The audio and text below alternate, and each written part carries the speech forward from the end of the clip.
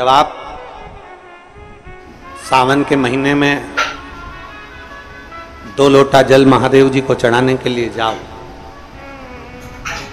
तब 3 चीजें अपने अंदर धारण करना। पहले नंबर का तो 2 लोटा जल जब घर से लेकर जाओ तो जरूरी नहीं कि दोनों हाथों में लेकर जाओ, एक लोटे के ऊपर दूसरा लोटा रखकर दूसरा हाथ से अगर कोई काम हो, पल्लू लेना हो या कोई कार्य हो तो कर सकते। नहीं तो तुम 2 लोटा हाथ में रख लो और पल्लू डालना ना मैं सिर पे,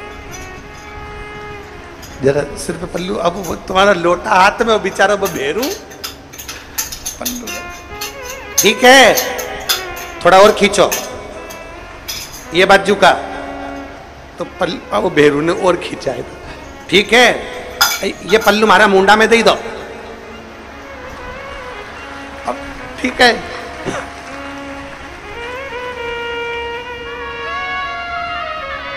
और थोड़ी दूर चली और याद आ गया, ओ बाप। इतने में भेरू ने कहा, क्या हो गया, क्या हुआ? ओ हमारे फूल माला की पन्नी तो ही रह गई, जरा उठाओ उठाओ जरा, ये ले कमर में खोसी दो, खोच कमर में पन्नी। और कैलाश पर्वत पे जाके रहूंगी, भोले को अपना। अब पति भी के अच्छा शंकर हुआ और अच्छा जल हुआ। निवेदन है, अगर 2 लोटा हाथ में ना तो एक के ऊपर एक लोटा रखकर भगवान की भक्ति धारण करते हुए 3 चीजों में एक चीज जल 2 लोटा, दूसरा श्री शिवाय नमस्तुभ्यम का जाप पूरे सावन के महीने में से कम 5 दिन ऐसे निकालना कि बेलपत्री के पेड़ की छांव में बैठकर हम श्री शिवाय नमस्तुभ्यम की कम से कम 1 माला जरूर कर लें, जरूर। और मान लो अगर बेलपत्री का पेड़ नहीं मिले, तुम्हारे आसपास में नहीं मिले, तो फिर एक काम करना, शंकर जी के मंदिर की बेलपत्र मिली जाए, उसको सिर पे, हमारे यहाँ कहते हैं आंवले के वृक्ष का, जब आंवला नवमी आती है ना, तो आंवला नवमी आती है और आंवले के पेड़ के नीचे जाकर भोजन नहीं कर सकते, आंवले के वृक्ष के नीचे नहीं जा सकते, तो आंवले के वृक्ष की पत्ती को सिर पे रख के भोजन कर लो, तो कहते हैं कि हजारों अश्वमेध यज्ञ के पुण्य के बराबर, भंडारे के बराबर भोजन प्राप्त हो जाता है। आंवले के वृक्ष की पत्ती, तो वो बेलपत्र भी मस्तक पर बाबा को प्रणाम कर कर फिर वही बेलपत्र का आनंद करते हुए भाव से उस बेलपत्र को मात्र शीश से लगाई लिया ना, मस्तक पर चढ़ाई लिया ना, तो भी भगवान की अविरल भक्ति प्राप्त हो सकती, अविरल। और मान लो बेलपत्र भी ना मिले तो बेलपत्री के वृक्ष की थोड़ी सी मिट्टी अपने मस्तिष्क पर लगाकर, मस्तक पर चढ़ाकर भी हम जाप कर सकते। बेलपत्र के वृक्ष की मिट्टी का भी चंदन हम लगा सकते। चंदन हमने एक बार पहले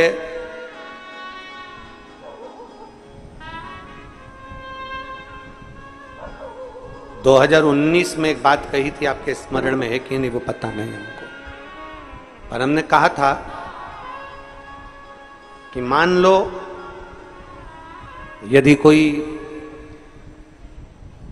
बहुत ज्यादा कार्य अटक रहा हो, बहुत ज्यादा कार्य अगर अड़ रहा हो, तो बेलपत्री के वृक्ष के नीचे की मिट्टी का भी अगर तिलक रोज लगाकर आप अपने कार्य के प्रति जाओगे तो 15 या 20 दिन में या 1 महीने में वो कार्य पूर्ण होता ही है। बेलपत्री के वृक्ष की मिट्टी चंदन के बराबर,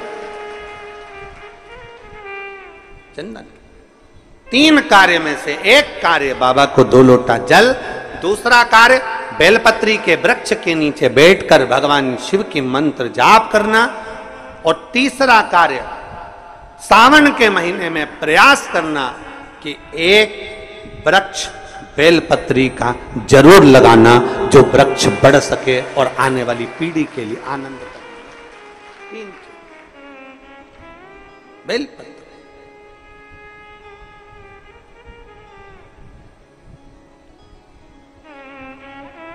शिव का नाम लेकर, भगवान शंकर की स्तुति कर शिव के करीब,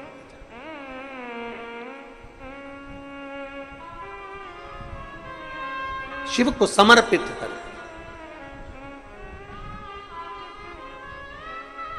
भाव से ये भाव रखकर लगाना कि हम जिंदा हैं तो बेलपत्री का पत्ता, बेलपत्र हम भगवान शिव को चढ़ा रहे हैं, बेलपत्र हम शंकर को चढ़ा रहे हैं। जब हम नहीं रहेंगे तब वो बेलपत्र का पौधा जब बड़ा हो जाएगा तो उस बेलपत्र को कोई शिव पर चढ़ाएगा। हमारे मरने के बाद भी हमारी बेलपत्र शंकर को चढ़ती रहेगी और हमारा कल्याण होता रहेगा। समर्पित कर,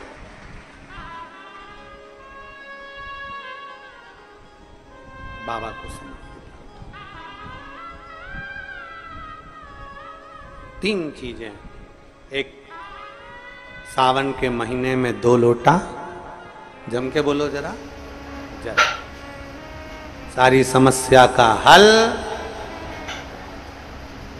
दूसरा, बेलपत्र के वृक्ष के नीचे श्री शिवाय नमस्ते, या पंचाक्षर मंत्र नमः शिवाय, या षडाक्षर मंत्र ओम नमः शिवाय। परंतु पुरुष और स्त्री दोनों पंचाक्षर और षडाक्षर मंत्र को जरा समझना। अगर पुरुष नमः शिवाय ओम नमः शिवाय मंत्र का जाप कर रहा है तो पुरुष सीधे चालू करेगा षडाक्षर मंत्र से, ओम नमः शिवाय ओम नमः शिवाय। पर स्त्री जब भी मंत्र का जाप करेगी तो पंचाक्षर से चालू कर षडाक्षर पर पहुंचेगी। कहां से चालू करेगी? हमने पहले भी कथा में बताया। कहां से?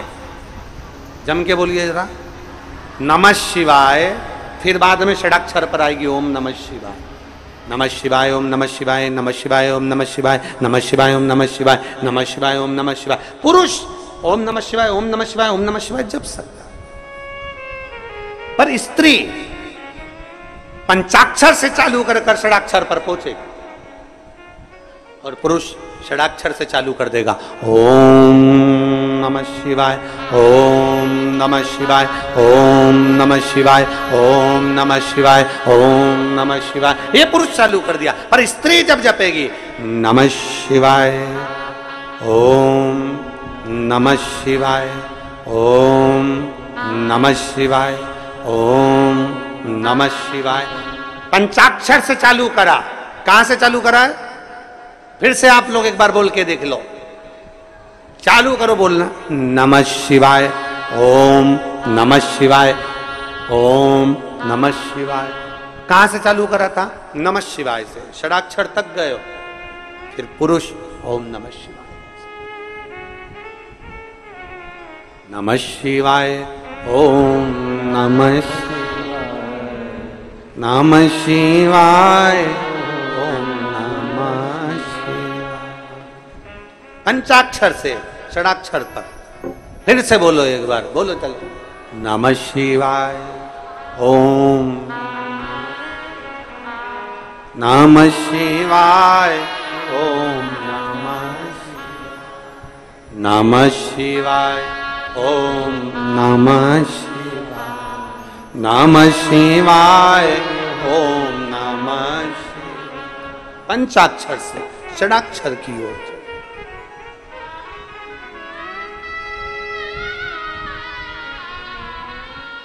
पार्वती मैया शिव जी के साथ में विराजी।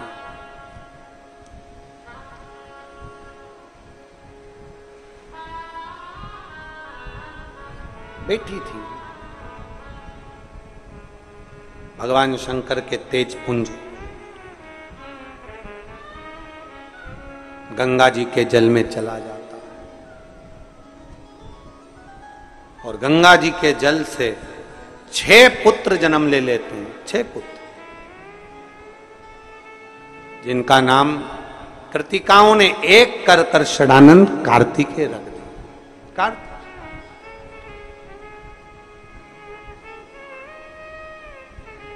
षडानंद कार्तिकेय जी जब माता पार्वती जी के पास में आए और माँ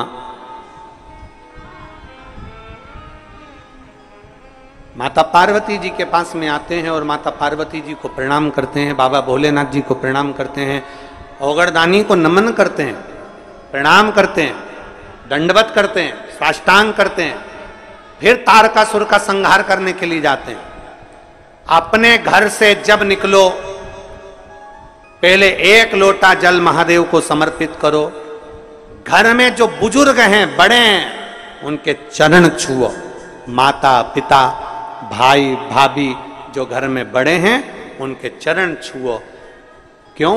क्योंकि शास्त्र कहता है जब घर से निकलते हैं 1 लोटा जल चढ़ाकर, चरण छूकर जब हम अपने काम के लिए जाते हैं तो हमारे साथ अपने माता पिता का तप बल भी हमारे साथ, महादेव की कृपा भी हमारे साथ जाती है।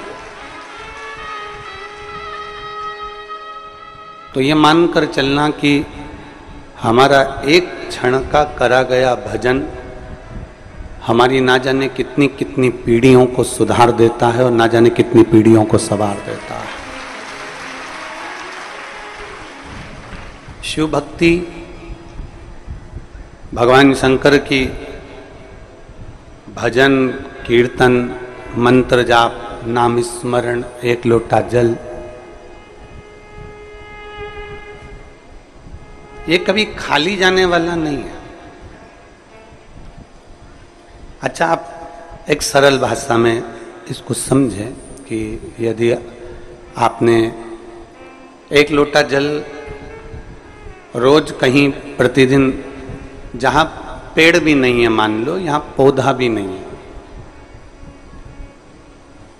जहां पर पेड़ भी नहीं है पौधा भी नहीं है मान लो, और आपने 1 लोटा जल रोज प्रतिदिन एक जगह पर कहीं जमीन पर ले जाकर डालना प्रारंभ करा, रोज डालो, आप थोड़े दिन में क्या पाओगे कि वहां अपने आप कोई ना कोई बीज अंकुरित हो गया। आपने बीज नहीं लगाया, आपने वहां कोई पौधा नहीं लगाया, आपने वहां कोई बीज रोपित नहीं करा, कोई पौधा नहीं लगाया, आपने तो केवल 1 लोटा जल भरा और उस भूमि पर ले जाके रोज डाला, प्रतिदिन डाला।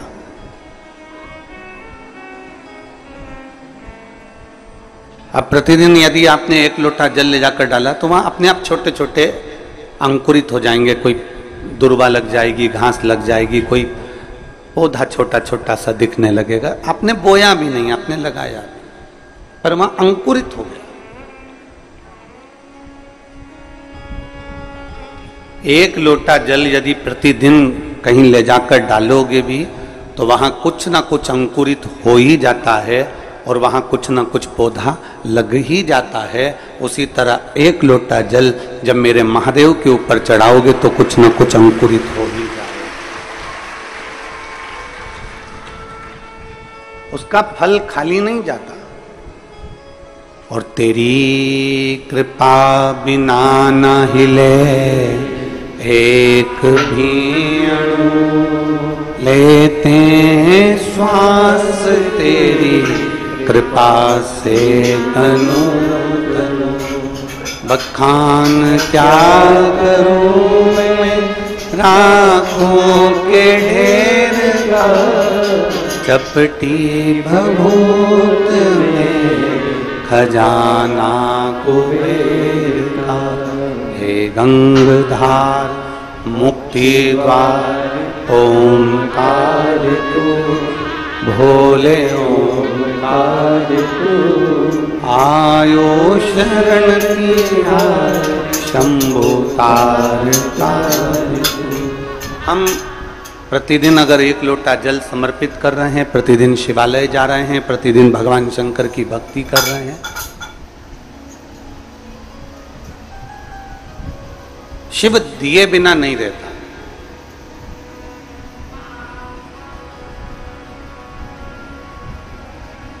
शरीर का सबसे सुंदर आभूषण कौन सा है?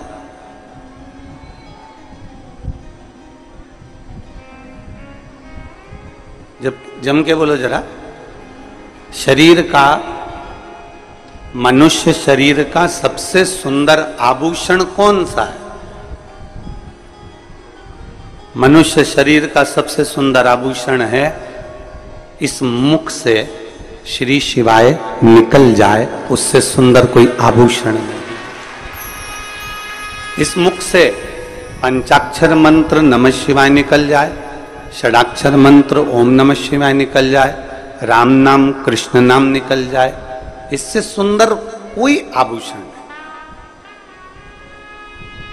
कोई आभूषण।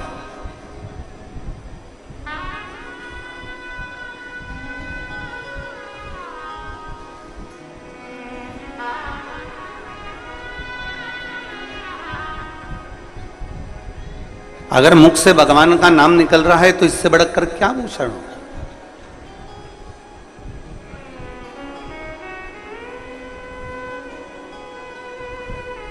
कई लोग कथा को दोष देते हैं कि हम कथा में गए थे, हमारा मंगलसूत्र चले गया। कई लोग कथा को दोष देते हैं कि हम कथा में गए थे तो हमारी चेन चली गई।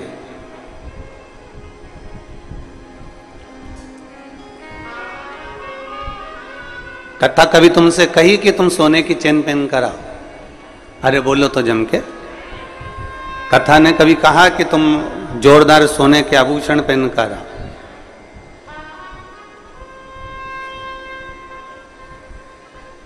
किसी ने कहा कि हमारी चेन चली गई, कोई कहे मंगलसूत्र चले गया, कोई कहे बैग चले गया, कोई कहे मोबाइल चले गया, पर आज तक ऐसा नहीं मिला जिसने कहा कि कथा सुनते सुनते मेरा दिल चले गया, मेरा दिल चले गया। ये मन महादेव के साथ चला गया।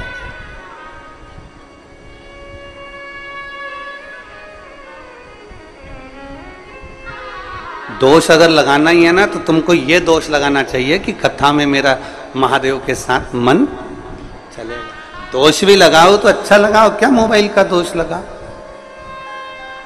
पहले के समय में मोबाइल नीचे गिरता था तो उसकी बैटरी बाहर आ जाती थी, अरे बोलो तो जम के, सही है कि गलत है। आज के समय में मोबाइल नीचे गिर जाता है तो जान बाहर आ जाती है। पहले तो केवल बैटरी बाहर आती थी, आजकल तो हृदय बाहर आ जाता। मेरा इतना मोबाइल महंगा और गिर गया और उसका इतना नुकसान हो गया, अब मालूम पड़े कि जान बाहर है। दोषी लगाना है तो चेन चली गई, मंगलसूत्र चले गया, बैग चले गया, सामान चले गया। अगर दोषी लगाना है तो कभी कभी दोष ऐसा भी लगाया करो कि मैं कथा में, जिस दिन से मैं कथा सुन रही हूँ, 1999 से सुन रही हूँ, चाहे 2000 से सुन रही हूँ, चाहे मैं जब भी कथा को श्रवण कर रही हूँ, जब से मैंने कथा सुनना प्रारंभ करी तब से मेरा मन भोलेनाथ में चला गया। इससे बढ़कर कोई पूंजी मेरे पास नहीं। मेरा हृदय चला गया, मेरा दिल चले गया।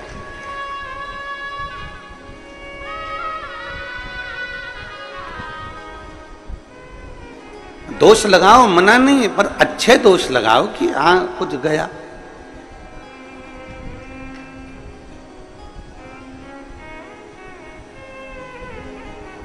भक्ति, भजन, कीर्तन, मंत्र जाप, नाम जाप अपने भीतर के सुख के लिए होना चाहिए, आत्म सुख के लिए।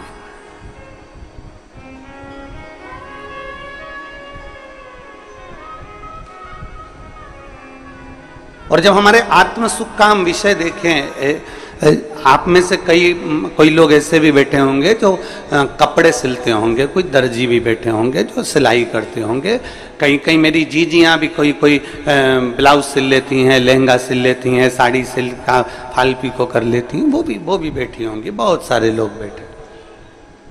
हम जहाँ वहाँ रहते थे नमक चौराहे पर, तो वहाँ हमारे घर के 3 घर छोड़ के 2-3 टेलरों की दुकान थी, दर्जियों की दुकान, 2-3।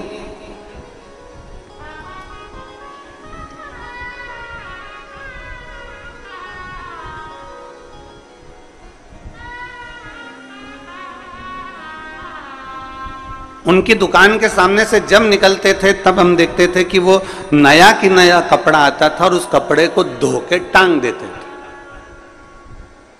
आपने देखा है कि नहीं देखा, हमको नहीं मालूम। पर हम जहाँ रहते थे वहाँ हमारे घर के पास में 2-3 मकान, 2-3 दुकानें थी, और कपड़े को नया की नया कपड़ा, शर्ट का नया की नया कपड़ा, पेंट का, और उन्होंने पानी में से निकाला और टंग दिया। हमने पूछा, भैया ये कपड़ा तो नया है, इसको क्यों धो दिया? ये जितना छोटा होना है ना हो जाएगा, इसका जितना कलर निकलना है ना निकल जाएगा, और कलर निकल गया और छोटा हो गया, उसके बाद अगर हम इसको बनाएंगे ना तो फिर ये छोटा नहीं होगा। इसको धो के टांग दिया, फिर ये ना छोटा होगा ना इसका कलर निकलेगा। बस यही कि यही वेद व्यास जी कहते हैं, जैसे कपड़े वाला कपड़ा सिलने से पहले उसको धोकर टांग देता है कि इसका कलर नहीं निकले, ये कपड़ा छोटा ना हो, उसी तरह भगवान जन्म देने के बाद आपको शिव महापुराण की कथा में धोकर परमात्मा के चरणों में टांग देता है।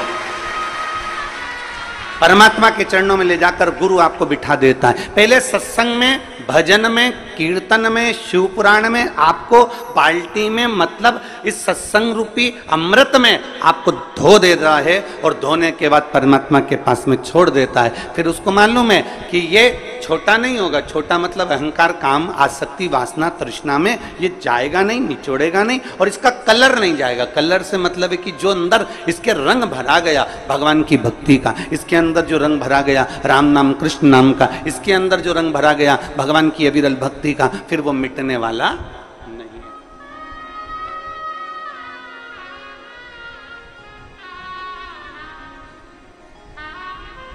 मालवा के संत परम पूज्य श्री कमल किशोर नागर जी महाराज एक भजन गुनगुनाते हैं, बड़ा सुंदर, उनकी वाणी में बड़ा सुंदर लगता है। ऐसी रंगो गुरुदेव चुनर मेरी, ऐसी रंगो गुरुदेव। अब वो चुंदड़ी में रंग ऐसा रंग जाए कि फिर वो जिंदगी भर छूटे, जीवन भर नहीं छूटना चाहिए।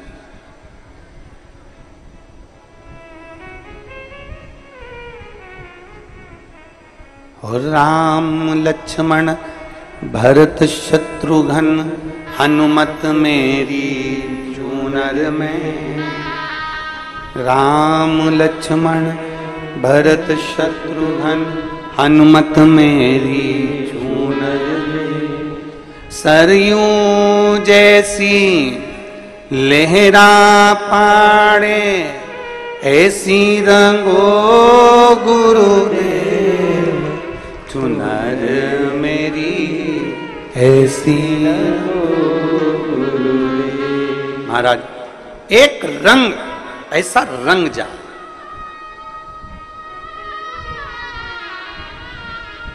और वो रंग साधारण नहीं होना चाहिए। थोड़ी सी धुलाई में अगर रंग निकल जाए तो क्या मतलब था? किसी ने तुमसे कहा क्या होता है शिव जी को जल चढ़ाने से, क्या होता है शंकर जी का जल पीने से, क्या होता है भगवान शंकर की भक्ति करने से, मतलब उतने में तुम्हारा रंग छूट जाए तो बड़ी बेकार बात। कोई तुमको बार बार कह रहा है कि बेलपत्री खाने से क्या होगा, जल चढ़ाने से क्या होगा, शिवलिंग पर जल चढ़ाकर पीने से क्या होगा, कोई ने कहा और तुम्हारा रंग छूट गया, शिव भक्ति छूट गई, तो व्यर्थ है तुम्हारा भजन, व्यर्थ है तुम्हारा कीर्तन, व्यर्थ है नाम।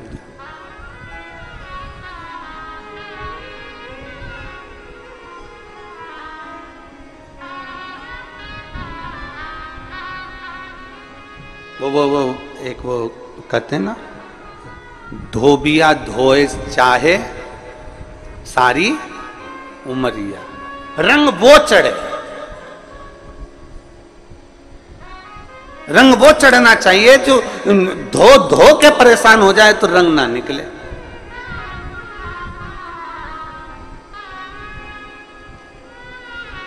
कपड़ा थोड़ा सा सस्ता रोए बार बार और महंगा रोए एक बार। कपड़ा अगर जोरदार लिया है ना तो उसका कलर नहीं निकलेगा। और अगर कपड़ा ऐसा ही ले लिया तुमने कि हाँ साहब हमें तो दे दो, हमें तो मेहमानी में देना है, हमें तो चढ़ाना है, जैसे कई माताएं होती है ना जब भागवत सुनने जाती हैं, अब यहाँ शिव पुराण पे तो कोई साड़ी वाड़ी का तो कोई क्रम ही नहीं रहता। माँ तो शंकर भगवान की कथा में कहाँ साड़ी वाड़ी का लफड़ा। भागवत जी में जब साड़ी चढ़ती है तो माताएं पहले घर में जो साड़ी आती है उस साड़ी में से सबसे अच्छी साड़ी होती है तो सास खुद रख लेती है, और अच्छी होती है तो बेटी को दे देती है, और थोड़ी सी वैसी होगी तो बहू को दे देगी, और अगर थोड़ी बहुत भी गड़बड़ निकली तो पैक करके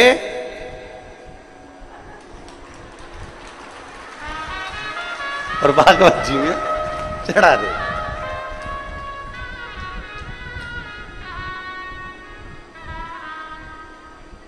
अब इनने बड़े जोरदार पल्लू मल्लू लेके साड़ी चढ़ा तो दी, पर इनके ध्यान में नहीं आया कि तुम इतनी जोरदार जोरदार पहने तो पंडित जी की लुगाई क्या कम पहने है। अब तुम सोचो कि भाई अब अच्छी थी रख ली, गड़बड़ थी बेटी को दे दी, और गड़बड़ थी बहू को दे दी, और गड़बड़ थी तो पैक करके अरे बच गई रे भागवत गीता। और बचने के बाद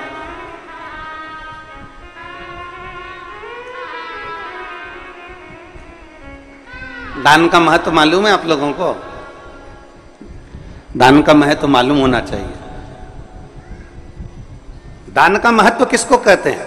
जैसा तुम खाओ वैसा खिलाना जानो, जैसा तुम पहनो वैसा पहनाना जानो, जैसा स्वयं के लिए हो वैसा दूसरे को दिया जाए। पर आज के जमाने में लोग दान वैसा नहीं करते। आज के जमाने में दान तो ऐसा करते हैं कि घर में जो कबाड़ा है उसको साफ करना है तो किसी को दे दिया जाए, बस वहां से वहां, वहां से वहां, वहां से वहां चलता जाता है ना। इसलिए मेरे शंकर भगवान को वस्त्र तुम्हारा, आभूषण तुम्हारा, तुम्हारी ज्वेलरी, तुम्हारा धन, तुम्हारी दौलत, तुम्हारी संपदा, तुम्हारी सत्ता, तुम्हारा वैभव मेरे शंकर भगवान को नहीं चाहिए। शंकर भगवान को तो रोज एक लोटा जल चाहिए, क्योंकि जल कभी पुराना नहीं होता। जल जब यूज करोगे तब वो ताजा की ताजा है। जल का प्रयोग जब करोगे वो जल जल ही रहेगा। अग्नि, जल, हवा, पृथ्वी, आकाश कभी बासा नहीं होता, कभी बासा नहीं कहलाता। जल भी बासा नहीं कहलाता, जल जल ही रहता है।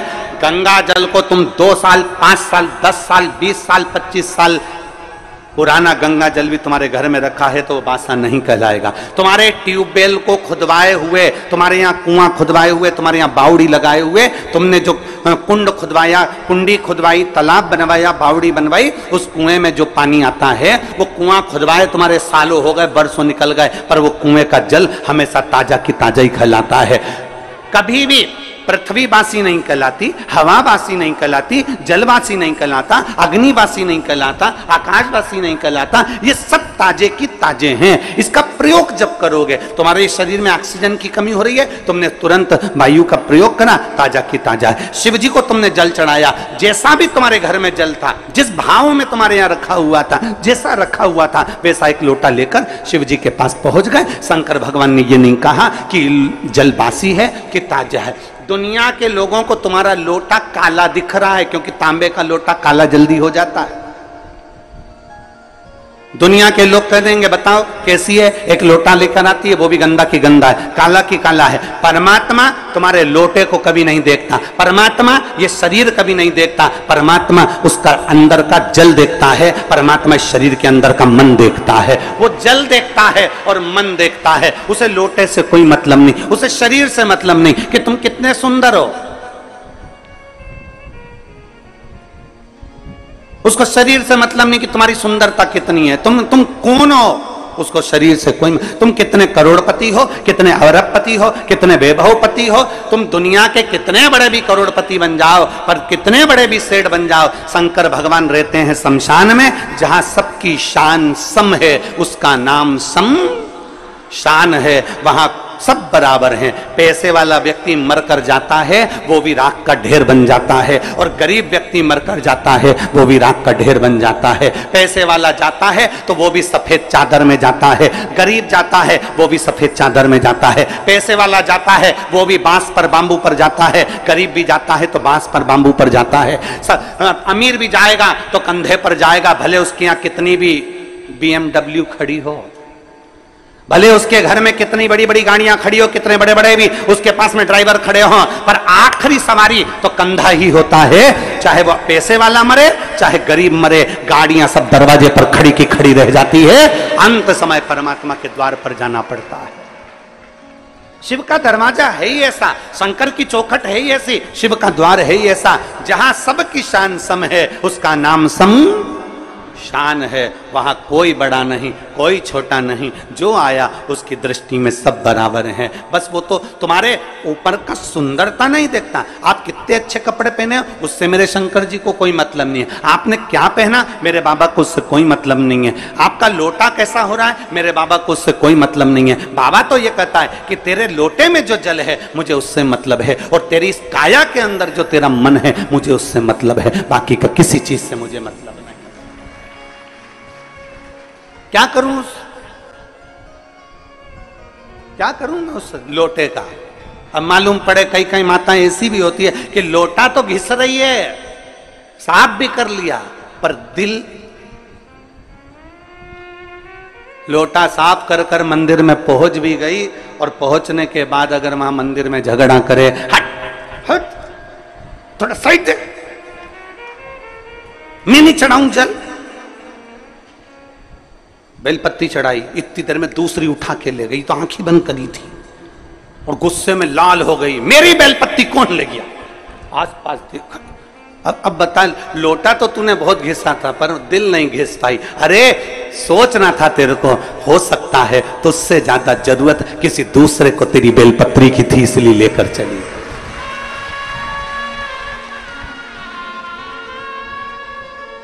लोटा घिसने से क्या होगा, दिल भी तो घिसो, मन तो साफ करो, क्लीन करो, थोड़ा मन निर्मल करिए। और मैंने तेरे ही भरोसे बाबा, तेरे ही भरोसे हवा बिच उड़ती जावांगी, बाबा डोर हटो छड़ी ना कटी जावांगी, भोले मैं तेरी पतंग, शंभू मैं तेरी पतंग, हवा बिच उड़ती जावांगी, बाबा डोर हटो छड़ी ना कटी। अपना मन तो क्लीन करो, मन साफ करो, जरूर। तुम्हारे शरीर से परमात्मा को कोई मतलब नहीं है, कोई मतलब, क्योंकि परमात्मा के पास में शरीर जाता ही नहीं है।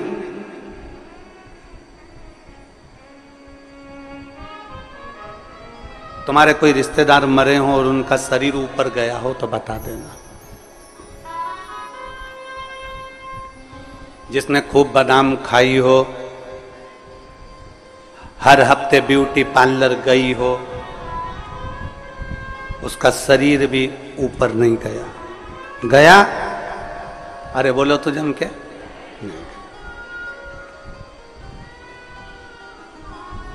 नहीं, शरीर से मतलब ही नहीं उसको कि तुम्हारा शरीर तुम कितना सुंदर रख रहे हो, उससे कोई मतलब नहीं है। उसको तो मतलब है निर्मल मन सो मोहि पावा, मोहि छल छिद्र कपट ना भावा।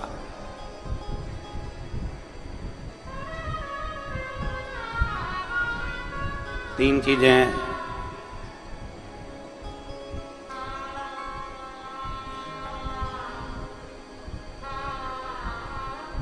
तीन चीजें,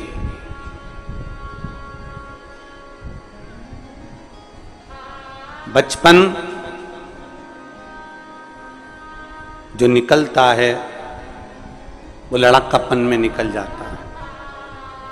बचपन लाड़पन में निकल जाता है, जवानी अकड़न में निकल जाती है और बुढ़ापा तड़फन में निकल जाता है।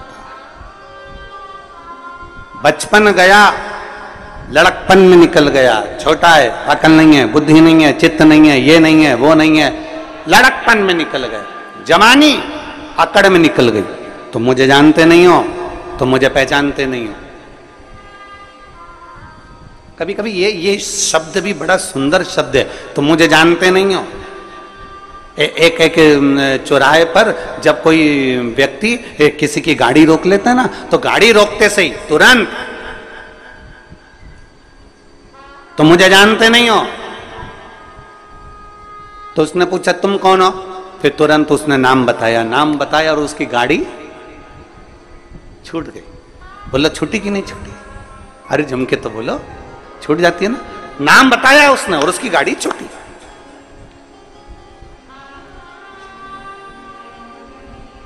डॉक्टर को दिखाने जाओ और भीड़ बहुत लग रही हो, फिर नंबर देने वाले से कहे तुम हमें जानते नहीं हो, फिर नाम बताया, नंबर जल्दी लगा कि नहीं लगा? बोलो जम के तो बोलो, लग गया। जब गाड़ी पकड़ाती है और नाम बता देने से गाड़ी छूट जाती है, तो फिर अपने को भी ये बात अपने अंदर धारण कर कर रख लेना चाहिए कि गाड़ी को पकड़ा, नाम बताने से गाड़ी छूट गई। तो जब यमराज हमें पकड़े तो हमें भी शंकर का नाम बता देना है, तो हम भी छूट जाए। गाड़ी पकड़ी और नाम बताया तो गाड़ी छूट गई, तो क्या वो यमराज के सामने नाम बताओगे तो ना छूटोगे? और अंत समय प्रभु आना पड़ेगा, वचन दिया तो निभाना पड़ेगा। आए ना आए प्रभु कुटुंब कबीरा, अंत समय प्रभु आना पड़ेगा, वचन दिया तो निभाना पड़ेगा। और अंत समय प्रभु आना पड़ेगा, वचन दिया तो निभाना पड़ेगा। जब एक नाम बोलने से गाड़ी छोड़ दी जाती है, तो उस परमात्मा का नाम लेने से श्री शिवाय नमस्तुभ्यं, ओम नमः शिवाय, नमः शिवाय। जब राम नाम, कृष्ण नाम, शिव नाम, परमात्मा का नाम हम जब लेते हैं तो वो यमराज भी छोड़ देता, छोड़ना पड़ता है। मार्कंडे बाबा का चरित्र कहता है, मार्कंडे बाबा को केवल छोटी सी उम्र मिली थी और कह दिया उसके माता पिता ने शंकर जी को पकड़ ले, शिव जी को पकड़ा। आखिरी में शंकर का गुणगान कर रहे थे, नाम ले रहे थे और यमराज आ गया, छोड़ना पड़ा। नाम का असर बड़ा होता है। जैसे ही फोन लगाया, नाम दिया कि किसकी गाड़ी, नाम सुना, छोड़ दी गई। तो परमात्मा का नाम लोगे तो यम की कैद से भी छूट जाओ।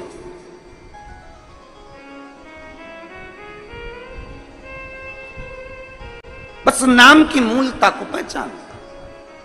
इसलिए तो तुलसीदास बाबा ने अपने सुंदर वचनों में लिखा, तुलसीदास जी ने अपने वचनों में कहा, कलयुग केवल, जम के बोलो जरा, कलयुग केवल नाम धारा। नाम, उन्होंने कलयुग में यह नहीं कहा कि राम धारा की, कृष्ण धारा की, शिव धारा की, यह धारा। उन्होंने कहा कलयुग केवल नाम धारा। तुम्हारी मर्जी पड़े तो राम बोलो, तुम्हारी मर्जी पड़े कृष्ण बोलो, तुम्हारी मर्जी पड़े शिव बोलो, तुम्हारी मर्जी पड़े दत्त बोलो, तुम्हारी मर्जी पड़े देवी बोलो, तुम्हारी मर्जी पड़े कुल देवता का नाम लो, तुम्हारा जो मन पड़े वो नाम लो। पर कलयुग में नाम जरूर लो, क्योंकि कलयुग का सार तत्व केवल नाम से है, परमात्मा के भजन से।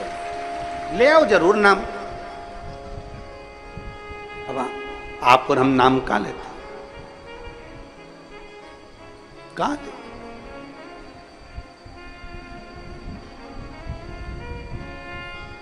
एक पत्र है,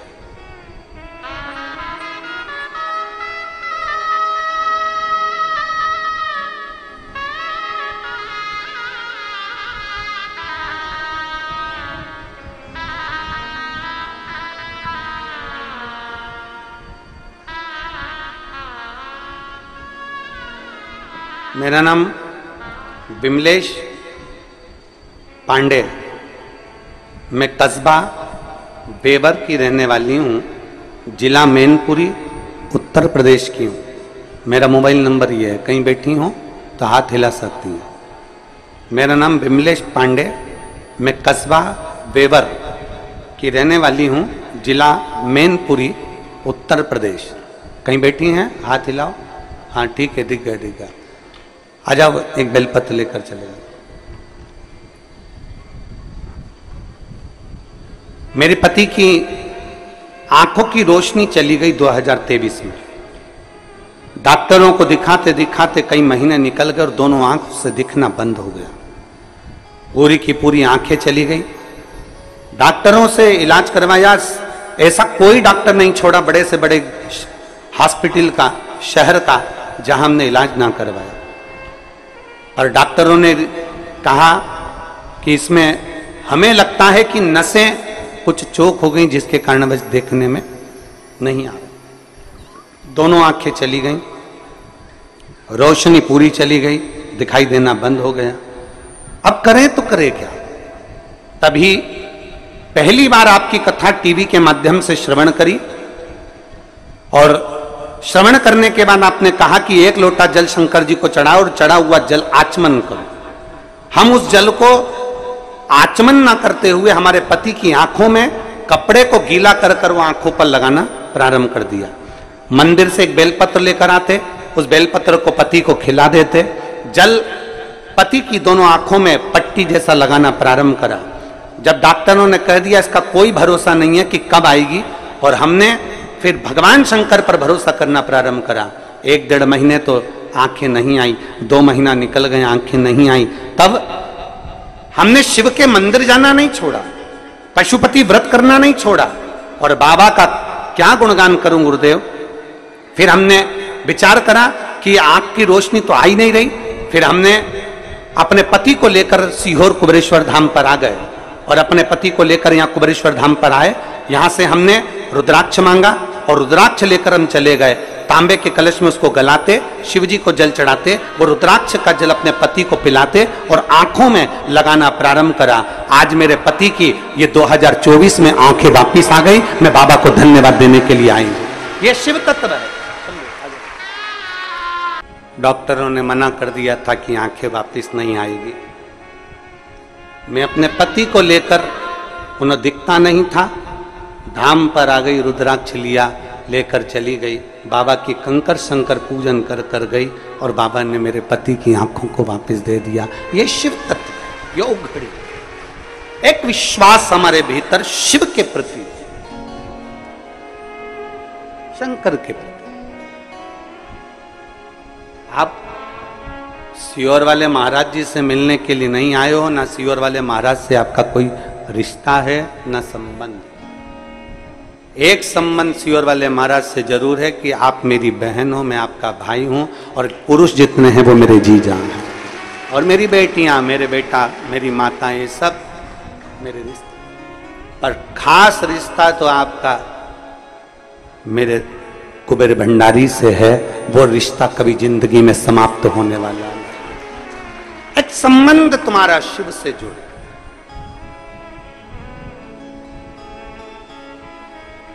आश्रित हो तो परमात्मा पर हो, किसी दूसरे पर आश्रित नहीं होना। भरोसा करना तो मेरे देवाधिदेव महादेव पर करना, दूसरे पर कभी भरोसा नहीं। इंसान का करा गया भरोसा टूट जाएगा, पर परमात्मा का करा गया हुआ भरोसा कभी जिंदगी में नहीं टूटता। वो भरोसा अजर और अमर रहता है।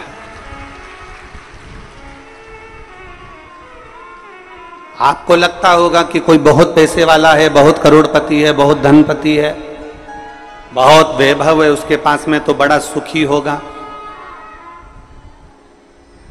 शिव महापुराण की कथा में माता पार्वती जी ने भगवान शंकर से कहा, भोले बाबा आपका और हमारा विवाह हुआ है। एक लड़की जब किसी लड़के से विवाह करती है, शादी करती है, तो उसके मन में बहुत सारी तमन्नाएं होती है, बहुत सारी आस लगी होती है,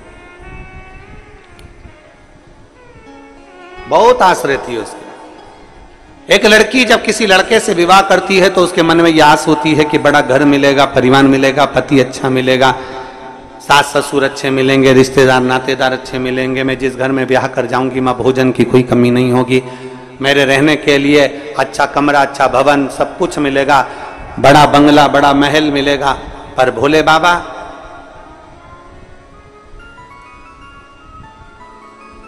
आपकी अर्धांगिनी माता पार्वती जी करें, आपकी अर्धांगिनी विवाह कर कर आई, नंदी पर चढ़कर अपने पिता का सारा ठाट छोड़कर, हिमालय राज का पूरा वैभव छोड़कर, हिमालय राज का पूरा ठाट छोड़कर, हिमालय राज के घर की पूरी पूंजी छोड़कर, हिमालय राज के घर का पूरा वैभव छोड़कर, ये बेटी हिमालय राज की आपके साथ में विवाह कर कर यहां आई। पर आपके यहां तो कोई ठाट है ही नहीं, आपके यहाँ तो कोई सुविधा है ही नहीं, आपके यहाँ तो यही शमशान पड़ा हुआ है, खुली जमीन पड़ी हुई है, बस जहाँ कैलाश पड़ा हुआ है, पूरे कैलाश में जहाँ चाहो वहाँ रह लो, किसी कंदरा में प्रवेश कर जाओ, किसी गुफा में जाकर भोजन कर लो, कंदमूल फल मिल जाए तो पा लीजिए और आराम से अपना आनंद पाइए। पूछा मेरे भोलेनाथ ने, पार्वती क्या चाहती हो, तुम चाहती क्या? पार्वती जी ने कहा, प्रभु कोई सुविधा तो होना चाहिए ना।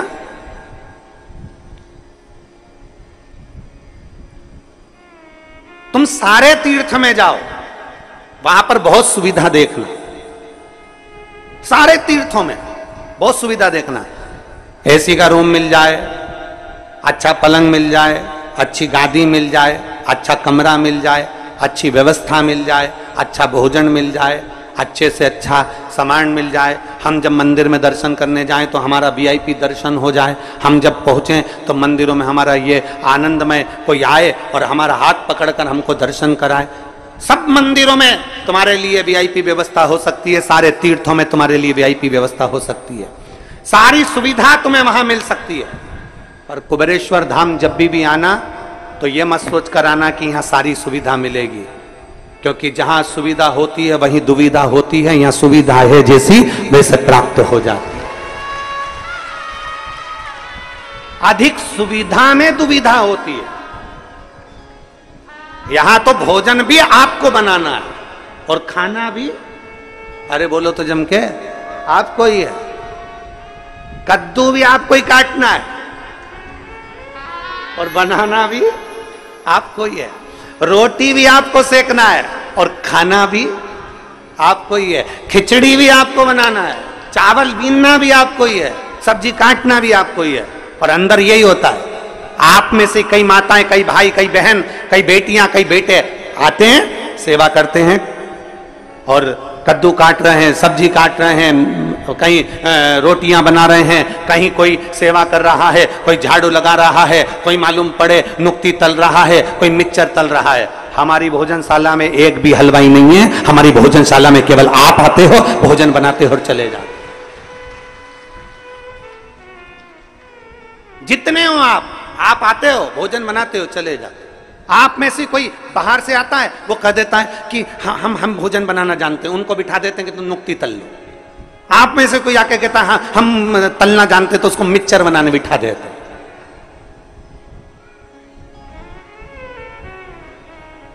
हम तो बाबा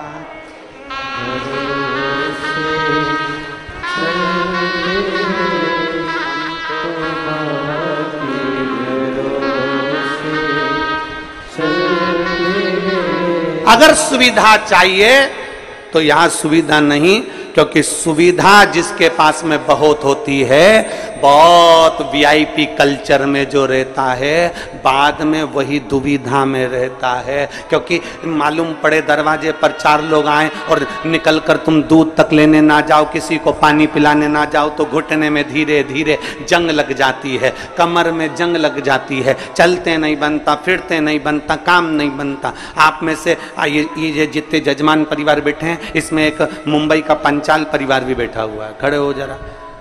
ये दोनों ऐसे जजमान हैं कि जब से कुबेरेश्वर बाबा के धाम से जुड़े हैं, एक भी कथा ऐसी नहीं निकली जिसमें ये यजमान नहीं बने कुबेरेश्वर धाम के।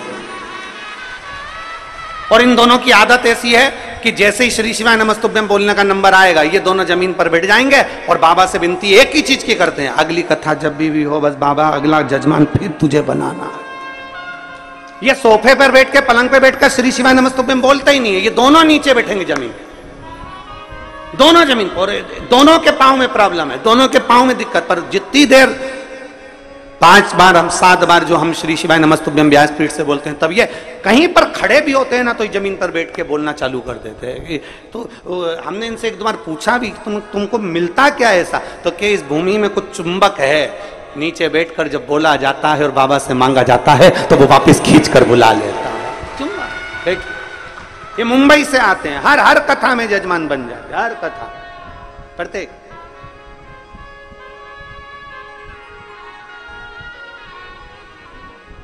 यहां सुविधा नहीं है, जिसको बहुत सारा राजसी ठाट चाहिए तो वो अपने घर से, अगर किसी को लगता हो कि हाँ हमको ये वीआईपी व्यवस्था चाहिए तो अपने घर से एक बढ़िया गाड़ी तैयार करे, उसमें पूरी व्यवस्था लेकर पहुंचे। पर बाबा के यहाँ पर तो केवल एक चीज मिलती है, यहाँ कंकर और शंकर के सिवा कुछ नहीं मिलेगा, केवल कंकर शंकर, केवल कंकर शंकर। जमीन पर सोगे, अपनी पन्नी बिछाओ, अपनी दरी बिछाओ, अपना ओढ़ो, अपना सो, क्योंकि आपका अपना ये कथा का पंडाल नहीं होता, ये कथा का पंडाल नहीं है। जब आप बाबा के धाम पर कथा सुनने के लिए आते हो तो हम तो ये मानते हैं कि जैसे कोई पूर्व के समय में तीर्थ करने जाते थे, अपनी दरी, अपना सामान, अपना बर्तन लेकर जाते थे और बैठकर तीर्थ करते थे, बस बाबा के धाम में वैसे आओ, अपना तीर्थ करो, अपना आनंद करो, बाबा से गुणगान गाओ और बाबा से प्रार्थना करो और चले जाओ। फिर वो धीरे धीरे धीरे धीरे धीरे धीरे तुमको कैसे बुलाएगा, कितने ठाठ से बुलाएगा, ये उसके ऊपर निर्भर कर, कितने ठाठ से बुलाएगा ये उसके। जैसे भी आदरणीय विधायक महोदय कह रहे थे, पहले हम आए ट्रेन से, ऑटो से, फिर बस से, फिर गाड़ी से, फिर बाबा ने कृपा कर बुलाया। ये शिव भक्ति है। वो कैसे बुलाएगा वो आपके ऊपर निर्भर करता। आप में से कई माताएं ऐसी बैठी है जो एक बार नहीं कई बार बाबा के धाम आ चुकी, हर 2-3 महीने में आ जाती, हर 1 महीने में पहुंच जाती, बाबा के धाम पर आकर अपनी सेवा करी, चाकरी करी, झाड़ू लगाया, पोछा लगाया, बर्तन भांडा साफ करा और बाबा से विनती करी, हम तो बाबा के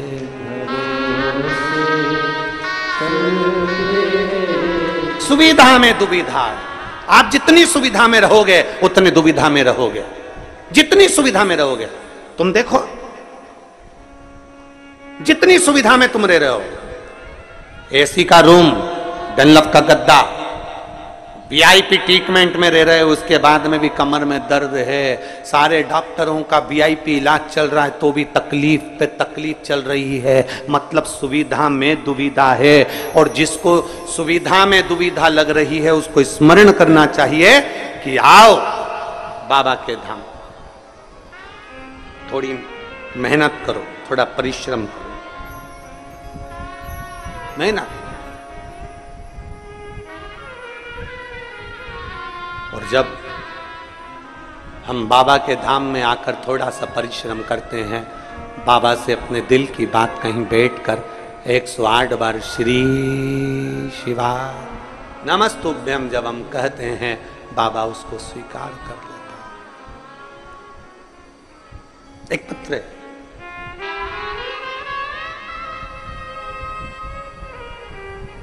मैं देवेंद्र सिंह, गांव खेरखेड़ा, जिला झालावाड़, राजस्थान का निवासी हूं। कहीं बैठे हो तो हाथ हिला सकते हैं। मैं देवेंद्र सिंह, गांव खेरखेड़ा, जिला झालावाड़, राजस्थान का निवासी हूं। दोनों हाथ हिला दो एक बार। आ जाओ, एक बेलपत्र लेकर चले जाना, आ जाइए। गुरुदेव, मैं 2 साल से इंडियन आर्मी की तैयारी कर रहा था, लेकिन पत्र को आप लोग एलईडी पर या अपने मोबाइल पर या आस्था चैनल पर पढ़ सकते हैं।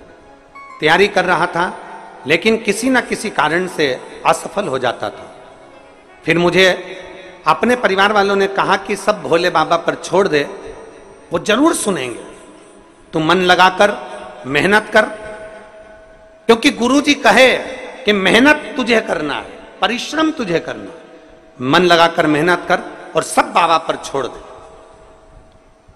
शिव जी पे जल चढ़ाना प्रारंभ कर दे। देवेंद्र सिंह ने जल चढ़ाना प्रारंभ कर दिया, पशुपति नाथ का व्रत भी किया और सीहोर आए। यहां आकर हमने कंकर शंकर की पूजन करी और कंकर शंकर की पूजन कर कर भोले बाबा से प्रार्थना करी और बाबा ने ऐसी कृपा कर दी कि आज मेरी सिलेक्शन इंडियन आर्मी में हो गया और मेरी पोस्टिंग जम्मू में हुई है। मैं जम्मू में पोस्ट हूं। मैं बाबा को धन्यवाद देने के लिए, मेरी पोस्टिंग जम्मू में। देवेंद्र सिंह गांव खेरखेड़ा, जिला झालावाड़, राजस्थान का निवासी। यह शिव तत्व है।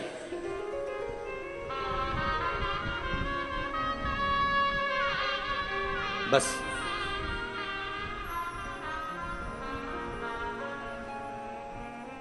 जब आप और हम भगवान शिव के भक्ति में रमे,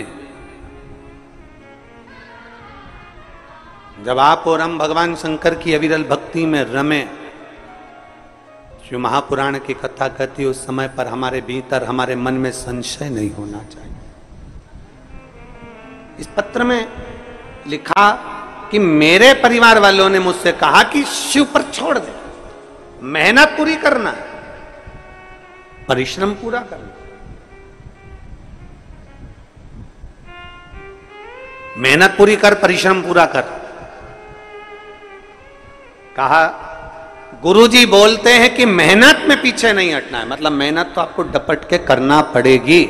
और फिर निवेदन है जो हमने परसों की कथा में कहा था, खांसी हमें चली है तो खांसना हमें पड़ेगा, छींक हमें आई है तो छींकना हमें पड़ेगा, कष्ट हमें आया है तो भोगना हमें पड़ेगा। उसी तरह आपको अगर दुख है तो मेरे बाबा का गुणगान भी आपको करना पड़ेगा, आपकी मेहनत के साथ करना पड़ेगा, आपके परिश्रम के साथ।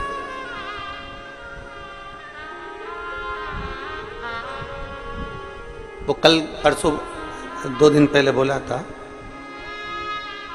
थोड़ी मेहनत हाथ की, बाकी कृपा भोले नाथ।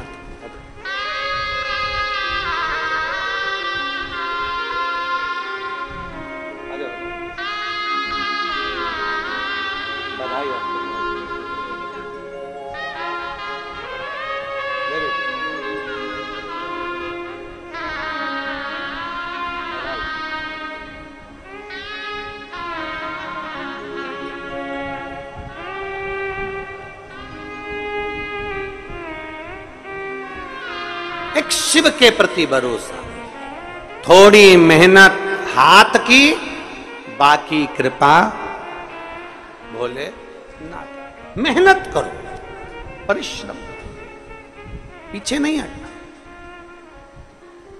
कोई तुमसे कह दे कि तेरे बस का नहीं है, कोई तुमसे कह दे कि तू नहीं कर सकता, कोई कह दे तुमसे कि तेरी गवर्नमेंट जॉब नहीं लगेगी, कोई तुमसे कह दे कि तेरा इंटरव्यू में तू पास नहीं होगा, कोई तुमसे कह दे कि तू इस सब्जेक्ट में नहीं निकल सकता, कोई तुमसे कह दे कि तू सीए नहीं बन सकता, तब उसको एक बार शिव महापुराण की कथा सुनने का मौका देना और उससे कहना कि इतनी मेहनत कर, दुनिया की चुनौती को अपने दिल में रख और चुनौती को दिल में रखकर उसको उस मेहनत के बल पर आगे बढ़कर नौकरी लगाकर अपनी मेहनत कर। कैसे नहीं होगा जी, कैसे नहीं? हार किसकी होती है? जो मेहनत ही नहीं करता। हार किसकी है? जो मेहनत ही नहीं करता। दुकान खोल कर बैठ गया, उसके बाद मन ही नहीं लग रहा क्योंकि इसमें व्यापार अच्छा नहीं चलेगा, व्यापार अच्छा नहीं चल रहा, व्यापार अच्छा नहीं चल रहा, क्योंकि तेरी रुचि नहीं है ना, तू उसमें संघर्ष ही नहीं कर रहा, तू उसमें मेहनत ही नहीं कर रहा।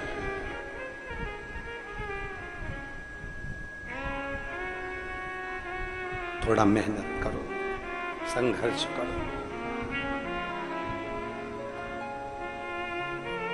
आपका संघर्ष, आपकी मेहनत आपको कभी पीछे नहीं हटने देगी। थोड़ी मेहनत हाथ की, बाकी कृपा भोले नाथ की। बस वो मेहनत, वो संघर्ष आपका, वो मेहनत आपकी।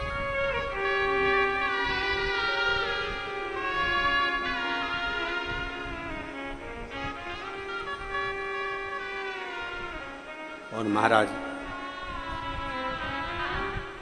जब हम पूर्ण भरोसे के साथ में देवाधिदेव महादेव की भक्ति में रम जाते हैं, पूर्ण भरोसे के साथ, हम पूर्ण विश्वास के साथ में भगवान शंकर की अविरल भक्ति में जब हम रमते हैं, हमारे ऊपर शिव की दृष्टि पड़ती ही है, शंकर की दृष्टि पड़ेगी।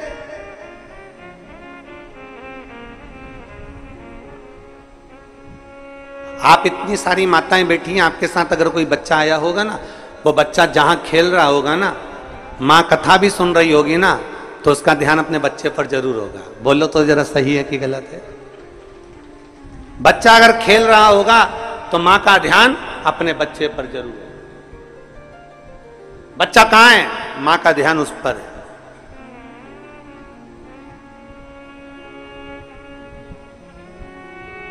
अपने बच्चे पर मां का ध्यान बना रहता है, अपने बच्चे पर पिता का ध्यान बना रहता है, उसी तरह एक लोटा जल चढ़ाने वाले पर मेरे शंकर का ध्यान बना रहता है, बना रहता है। आप शिव के मंदिर में एक लोटा जल चढ़ाने जा रहे हो, शंकर का ध्यान आप पर है, भगवान शंकर का ध्यान आप पर। आप शिव कथा सुन रहे हो, भगवान शंकर का ध्यान आप पर है। सबसे बड़ी भक्ति कौन सी है? मां शबरी अम्बा ने पूछ लिया राम जी से, नवदा भक्ति में सर्वश्रेष्ठ भक्ति कौन सी? नवदा भक्ति में सबसे प्रबल भक्ति कौन सी? नवदा भक्ति में सबसे श्रेष्ठ भक्ति कौन सी है? तो भगवान राम ने कह दिया श्रवणम। नवदा भक्ति में सबसे बड़ी भक्ति है भगवान की कथा को सुनना। जब हम कथा सुनते हैं, परमात्मा कानों के रास्ते से दिल में जाकर बैठ जाता है, हमारा विश्वास पक्का हो जाता है और हमारा दुख अपने आप मिट जाता है। श्रवणम सबसे प्रबल भक्ति है, श्रवणम सारी भक्तियों में श्रेष्ठ भक्ति है। श्रवण करना, सुन लेना। और आज के जमाने में सुनने का ही तो आदत नहीं है महाराज। आज के जमाने में सास कह दी है हम किसी की नहीं सुनेंगे, बहू कह देती है हम भी किसी की नहीं सुनेंगे, बेटा कह देता है मैं किसी की नहीं सुनूंगा, बाप कह देता है मैं किसी की नहीं सुनूंगा, भाई कह देता है मैं किसी की नहीं सुनूंगा, पोता पोती कह देते हैं हम किसी की नहीं सुनेंगे। तो क्या सीओर वाला महाराज सुनेगा?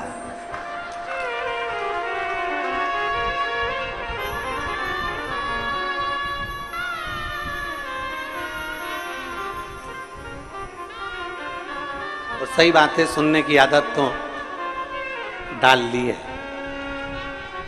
डालना चाहिए सुनने की आदत।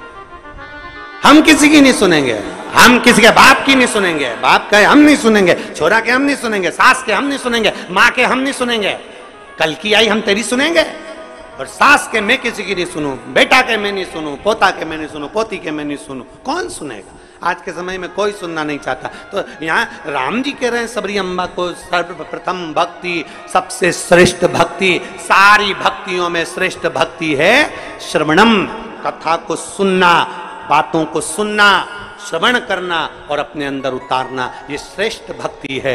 जिसने कथा को सुनना प्रारंभ कर दिया, जिसने कथा में दिल लगाना प्रारंभ कर दिया, कथा को सुनते सुनते उसके अंदर विश्वास पक्का हो गया, तो उसके अंदर इतना विल पावर आ जाता है, इतना बल आ जाता है कि वो आखिरी में जीत ही जाता है, वो हारता नहीं।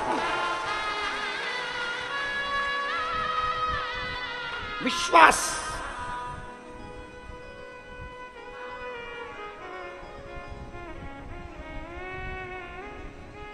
सुनो। और बहुत अच्छा लगता है। देखिए, सुनने में जो सुख है ना, वो कहीं सुख नहीं है। श्रवण करने अंदर विश्वास की जागृतता उत्पन्न होती है। और हम तो साधुवाद देते हैं, कई कई कथाएं जब कहीं जाते हैं, कोई बुलाता है और वहाँ जब कथाओं में पहुँचते हैं तो इतना शोरगुल होता है उस कथाओं में, इतना शोरगुल होता है। जब कोई बुलाता है हम कथा में जाएं तो इतना शोरगुल होता है। पर आप लोगों को मैं नमन करता हूं कि लाखों की भीड़ आती है। अभी भी देख लो 1 2 3 पंडाल खच भरे, उसके बाद भी एक सुई भी गिर जाए तो मालूम पड़ जाए, इतने साइलेंट होकर आप लोग कथा को श्रवण करते, इतने साइलेंट होकर आप कथा का रसपान ग्रहण करते हो, इतने एकदम शांत, एकदम शांत। श्रवणम, सुनो,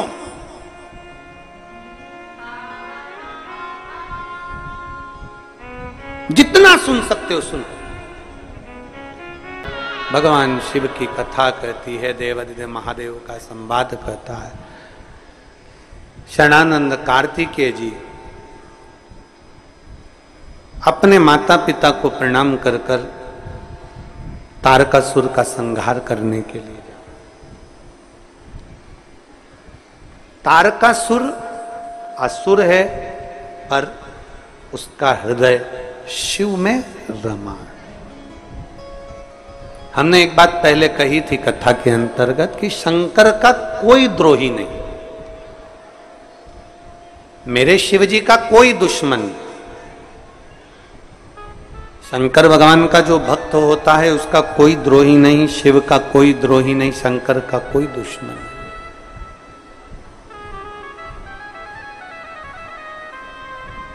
कौन द्रोही होगा? क्योंकि तारकासुर ने मांगा क्या था? तारकासुर ने मांगा था, केवल ब्रह्मदेव से वर मांगा कि मुझे वर दीजिए, कि वर ऐसा दीजिए कि मैं अगर मरूं तो शंकर जी के पुत्र के द्वारा,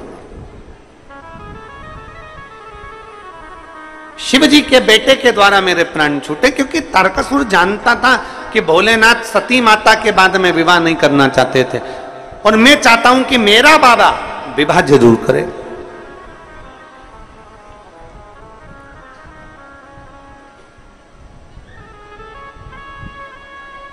ये शिव महापुराण की कथा कहती है, अपना घर, अपना परिवार, अपना कुटुंब, अपने रिश्ते, अपने नाते कभी मत छोड़ो।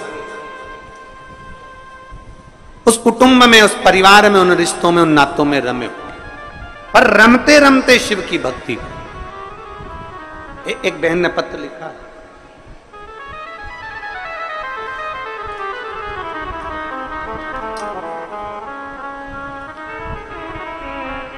मैं नेहा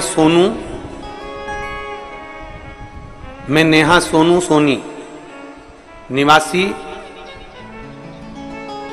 झोटपाड़ा जयपुर राजस्थान की रहने वाली हूं। कहीं बैठी हो तो हाथ हिला सकती हूं। मैं नेहा सोनू सोनी निवासी झोटपाड़ा जयपुर राजस्थान की निवासी हूं। कहीं बैठी हो तो हाथ हिला सकती हूँ अगर कहीं बैठी हो। आप नहीं है? बच्चा आया है साथ में, ले आओ उन दोनों को, यहाँ लिया। मेरा मोबाइल नंबर ये है। मैं भोले बाबा का क्या गुणगान करूं गुरुदेव। मेरी शादी को हमने इंतजार करा कि संतान अब होगी, 1 साल 2 साल 3 साल 4 साल 5 साल 6 साल 7 साल 8 साल ऐसे इंतजार करते रहे, पर संतान का सुख नहीं हुआ, संतान की सुख की प्राप्ति नहीं हुई। क्योंकि डॉक्टरों के हिसाब से मैं कभी मां नहीं बन सकती थी, क्योंकि मेरी ट्यूब ब्लॉक थी, और डॉक्टर ने कह दिया था कि तुम कभी संतान प्राप्त नहीं कर सकती, आपके यहां औलाद नहीं हो सकती, क्योंकि आपकी ट्यूब ब्लॉक है, आप कभी मां नहीं बन सकती हो। फिर एक दिन मेरी मौसी ने मुझे बताया कि आस्था चैनल पर कोई प्रदीप मिश्रा जी हैं, उनकी कथा आती है। फिर मैंने कथा सुनना प्रारंभ करी, और फरवरी 2022 में मैंने कथा सुनी, और 13 जुलाई 2022 को हम पहली बार गुरु पूर्णिमा महोत्सव के समय पर सीहोर में आए। 2022 में जब हम सीहोर आए, यहाँ कंकर शंकर पूजन कर कर गए, और रोजाना शंकर जी को 1 लोटा जल चढ़ाना चालू करा। सफेद आंकड़े की जड़ को हमने बांधा, लेकिन हमें कोई फायदा नहीं हुआ। तब मैं फिर वापिस आपकी कथा पर भरोसा कर 8 नवंबर 2022 को फिर सीहोर आ गई। हमने बाबा का दरवाजा नहीं छोड़ा। एक बार काम नहीं हुआ, दूसरी बार फिर हम नवंबर के महीने में आ गए और यहां से हम रुद्राक्ष लेकर चले गए। रुद्राक्ष का जल तांबे के कलश में गलाकर पीना प्रारंभ करा और जुलाई 2023 को फिर वापिस हम सीहोर आ गए।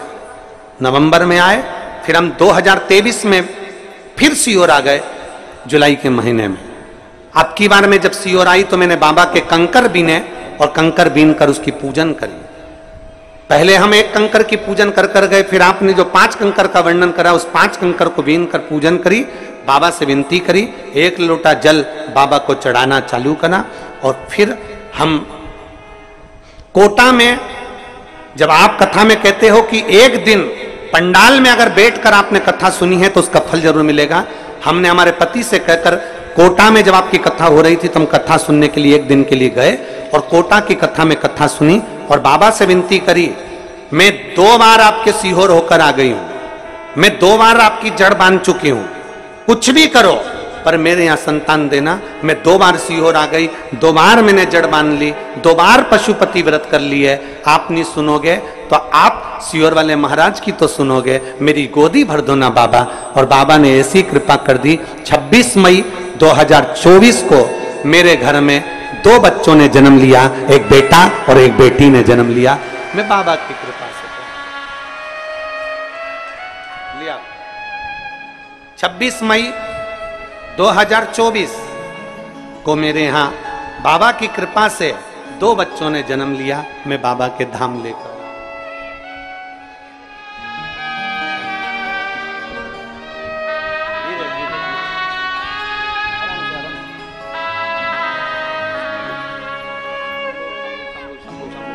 शंभो शंभो शंभो शंभो।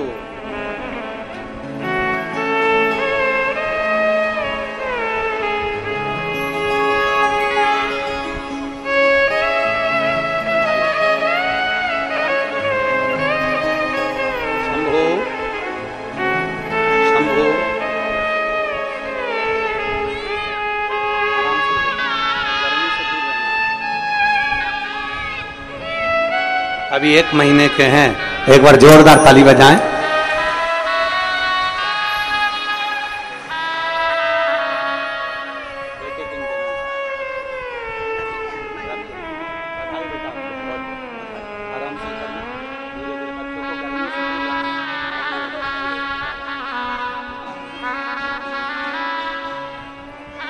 शिव कृपा, बाबा की दया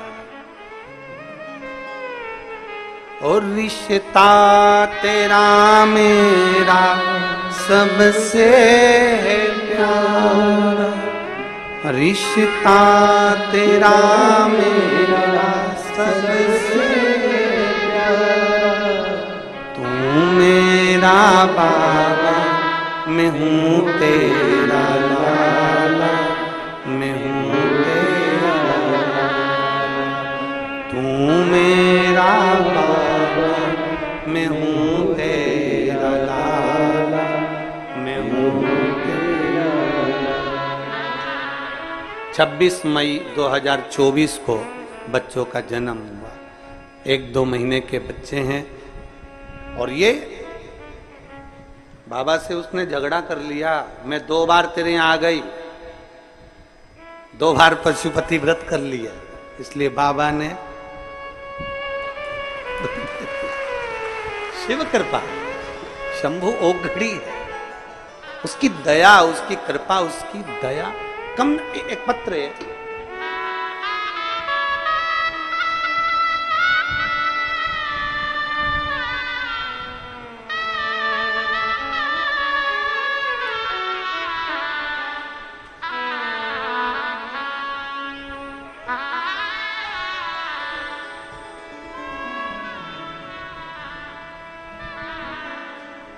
काजल झा, पति अतुल झा, बेलमोहन गांव मधुबनी जिला बिहार की रहने वाली हूँ। मेरा मोबाइल नंबर ये है, कहीं बैठी हैं तो हाथ हिला सकती हैं। आप ही हैं श्री शिवाय नमस्तुभ्यम में, एक बार हाथ हिला दो, आ जाओ, एक बेलपत्र ले जाना, आ जाइए। मैं काजल झा पति अतुल झा बेलमोहन गांव मधुबनी जिला बिहार की रहने वाली हूं।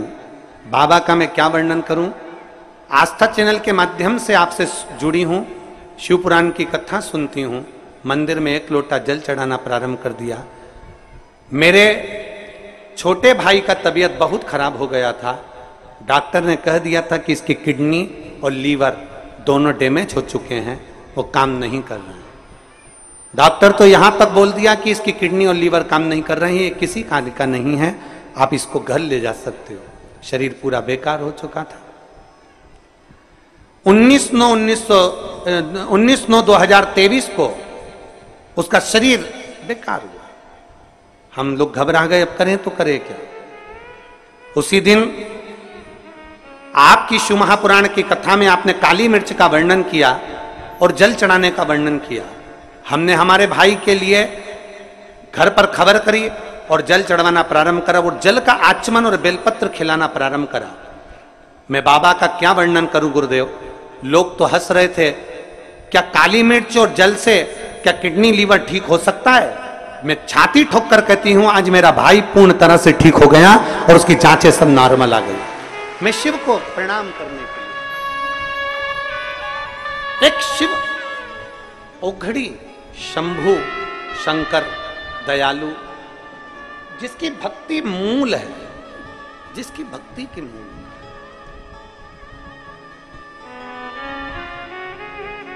और खाली ना जाता कोई दर से तुम्हारे, खाली ना जाता कोई दर से तुम्हारे, मैं भी खड़ी हूँ नन्ही बाहें पसारे, अपने हृदय लगा लो लगा लो, गिरा जा रहा हूँ उठा लो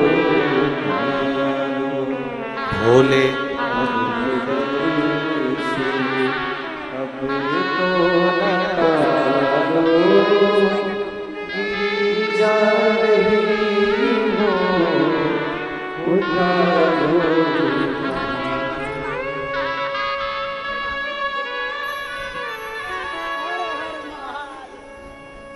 डॉक्टर ने किडनी लीवर दोनों डैमेज हो गया, ठीक नहीं होगा, इसको घर ले जाओ। 1 लोटा जल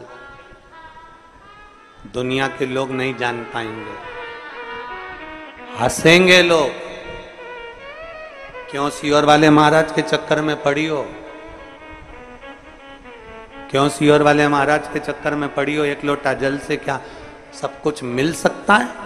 अगर विश्वास पक्का है, ब्रह्मा ब्रह्मलोक में रहते हैं, भगवान विष्णु बैकुंठ लोक में रहते हैं, इंद्र लोक में रहते हैं, और मेरा भोले भंडारी पृथ्वी लोक पर रहता है। वो आता है और दुख मिटा कर जाता है, उसको पहचानो। तारकासुर ने वर मांगा, मेरे ओघड़दानी का विवाह हो जाए, उनके संतान के द्वारा मेरे प्राण छूटे, उनके बेटे से मैं मरूं, उनके बेटों के द्वारा मेरे प्राण छूटे, उनके बेटे।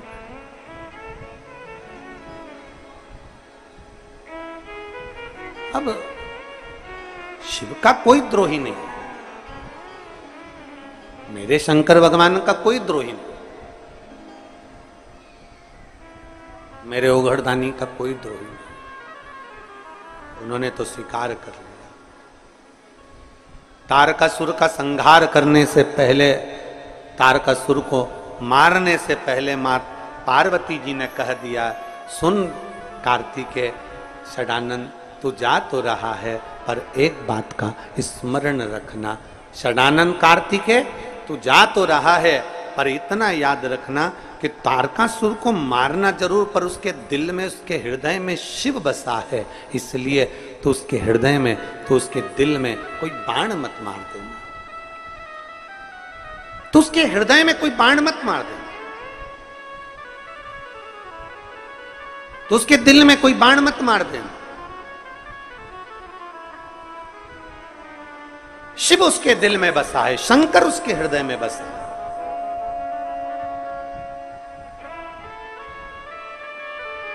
और महाराज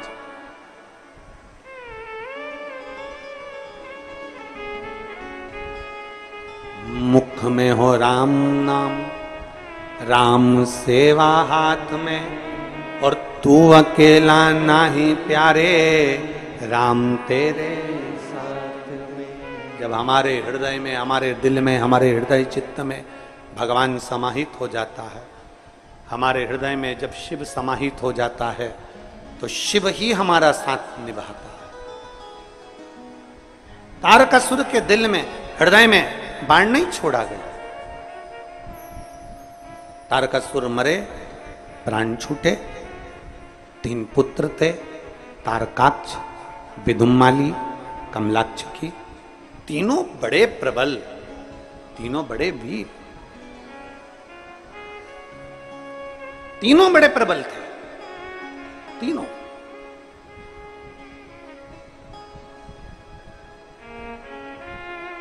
जब हमारा विश्वास जागृत हो जाए, जब हमारा भरोसा दृढ़ हो जाए, जब हमारा विश्वास पक्का हो जाए, तब शिव सुनता जरूर है। विश्वास अगर पक्का है तब। एक पत्र है, देखिए,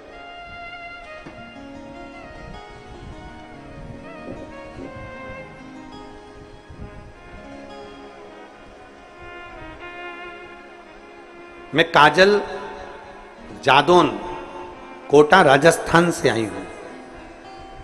काजल कहीं बैठी हो तो हाथ हिला सकती हैं। मैं काजल जादौन, कोटा, राजस्थान से आई हूं गुरुजी। पिछले कई सालों से मैं सीए की तैयारी कर रही थी।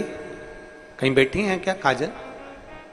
अगर कहीं बैठी हो तो हाथ हिला सकती हैं। आप ही हैं?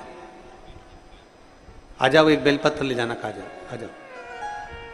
पिछले कई सालों से मैं सीए की तैयारी कर रही थी, पर पास नहीं हो पा रही थी। फिर मेरी मम्मी ने मुझे बोला कि तू रोज शंकर जी पे 1 लोटा जल चढ़ाया कर और शिव जी के ऊपर जल चढ़ाना प्रारंभ कर। बाद में रोज मैंने शंकर भगवान पर जल चढ़ाना प्रारंभ करा। पशुपतिनाथ का व्रत किया। आप कहते हो कि किसी भी गमले में पार्थिव शिवलिंग का निर्माण कर लो, उसकी पूजन करो, मैंने वो भी करना प्रारंभ करा। 10 मार्च 2024 को मैं रुद्राक्ष महोत्सव में आ गई और बाबा को इसी कुबेरेश्वर धाम की भूमि पर नमन कर कर गई कि मैंने कई सालों से एग्जाम दे रही हूं पर मैं पास नहीं हो रही। और सियोर वाला महाराज कहता है कि खूब मेहनत करो, इस साल मैं दुगनी मेहनत करूंगी पर पास तुझे करना है। गुरुदेव, मैं बाबा से प्रार्थना कर कर 10 मार्च 2024 को कहकर गई और बाबा से विनती कर कर गई। यहीं का कंकर उठा कर ले गई और जब एग्जाम आया मैंने खूब मेहनत करी और एक बेलपत्री शहद लगाकर बाबा को चढ़ाकर एग्जाम देने चली गई। बाबा की कृपा से 11 जुलाई 2024 को मेरा सीए कंप्लीट हो गया। मैं बाबा को यहां नमन करने के लिए आई हूं। मैं सीए बन गई, मैं बाबा को प्रणाम करने के लिए। एक पत्र और है, देखिए बेटी, अगर हो तो आ जाना। काजल जादौन, कोटा, राजस्थान। एक पत्र और है। मनोज कुमार स्वामी, गांव पलसाना, जिला सीकर, राजस्थान के निवासी हैं। कहीं बैठे हैं? आप ही हैं? आ जाओ, एक बेलपत्र ले जाना, आ जाओ। मनोज जी आए हो आप साथ में? मनोज हाथ हिलाइए, आप आए हैं?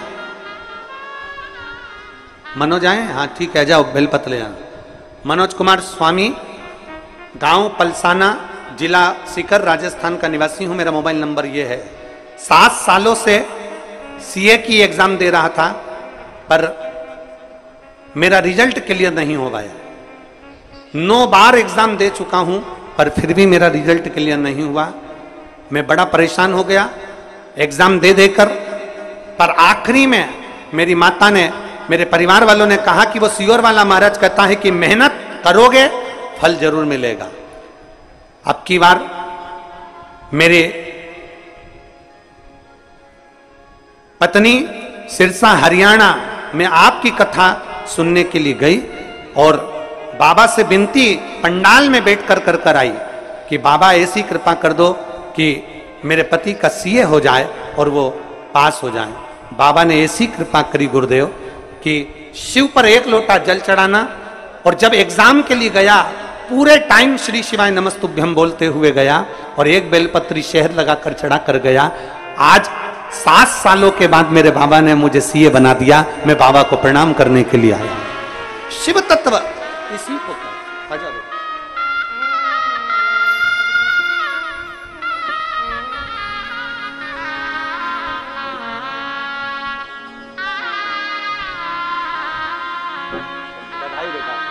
बहुत सीए बनने की बहुत बधाई। खुश रहो।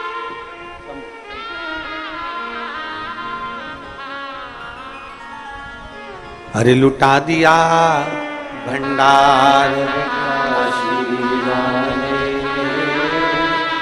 कर दिया माला। एक विश्वास हमारे भीतर उत्पन्न करें, एक दृढ़ता हमारे भीतर उत्पन्न करें। तारकासुर के 3 बेटे तारकाक्ष, विदुम्माली और कमलाक्ष की, तीनों ने उपद्रव मचाना प्रारंभ करा। पर तीनों ने विचार करा यदि हम ज्यादा उपद्रव मचाएंगे तो मारे जाएंगे। तो तीनों ने वर मांगा ब्रह्मदेव से, ब्रह्मा जी से।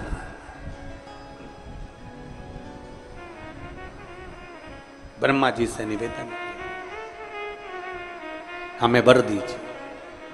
क्या वर चाहिए? बस ऐसी कृपा कर दो कि हम तीनों मरें तो एक साथ मरें, और हम तीनों अगर रहें तो 3 पुरियां हमारे साथ में रहे, 3 महल, 3 नगर, 3 क्षेत्र हमारे नहीं, 3 क्षेत्र, 3। ब्रह्मा जी ने तथास्तु कह दिया। 3 पुरियों का निर्माण हो गया, 3 नगर बस गए। उन 3 नगर में ये तीनों रह गए। अब इनने उपद्रव मचाया। जब व्यक्ति के पास में बहुत वैभव हो जाता है, जब व्यक्ति के पास में बहुत सारा यश हो जाता है, बहुत सारा वैभव हो जाता है, तब व्यक्ति फिर धीरे धीरे अपनी मनमानी करना प्रारंभ करता। तीनों अजय, तीनों जो उपद्रव मचाया।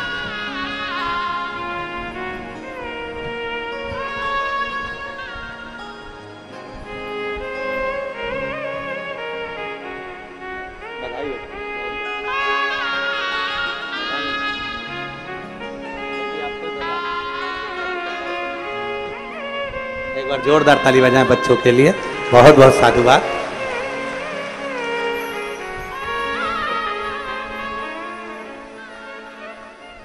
शिव ने कहा, मैं भगवान शंकर के पास सूचना गई कि तारकासुर के 3 बेटे तारकाक्ष, विदुम्माली और कमलाक्ष के तीनों ने उपद्रव मचा रखा। तो ये जाएंगे कैसे, समाप्त कैसे होंगे? कहा, भगवान शिव कहते हैं तुम सारे देवता पशु बन जाओ और मैं तुम्हारा पति बन जाता हूं, मेरा नाम हो जाएगा पशुपति। 3 चीजें हैं शिव महापुराण में। एक पाशुपत्य अस्त्र है, एक पाशुपत्य अस्त्र है, एक पाशुपत्य योग है और एक पाशुपत्य व्रत है। 3 चीजें। पाशुपत्य योग, पाशुपत्य अस्त्र, पशुपति व्रत। पशुपति अस्त्र को, पाशुपत्य अस्त्र को हम धारण नहीं कर सकते क्योंकि हम में इतना बल नहीं है कि हम भगवान से पशुपति अस्त्र लेकर आ जाएं और अपनी रक्षा कर लें। हम में बल नहीं है, हम इतना तप, हम इतनी साधना, हम इतना व्रत नहीं कर सकते। पाशुपत्य योग भी हम नहीं कर सकते। पर संपूर्ण विश्व के कल्याण के लिए शिव महापुराण में एक पशुपति व्रत वर्णन किया गया कि कुछ नहीं कर सकते तो पशुपति व्रत यदि कर लिया तो बाबा सुनता जरूर है। धारण कर ले वे पशुपति व्रत। पशु कितने व्रत होते हैं, कितने दिए लगते हैं? 6। प्रसाद के 3 हिस्से, 5 दिए मंदिर में, 1 दिया अपने घर के दरवाजे में। जिस मंदिर में पहला व्रत होता है उसी मंदिर में 5 व्रत होते हैं। व्रत के लिए मंदिर नहीं बदला जाता। दूसरे के घर का पानी पीकर, दूसरे के घर का भोजन कर कर, दूसरे के घर का अन्न खाकर, दूसरे के घर की चाय पीकर, दूसरे के घर का फलाहार कर कर, या दूसरे के घर का अन्न भाग ग्रहण कर कर पशुपति व्रत नहीं होता।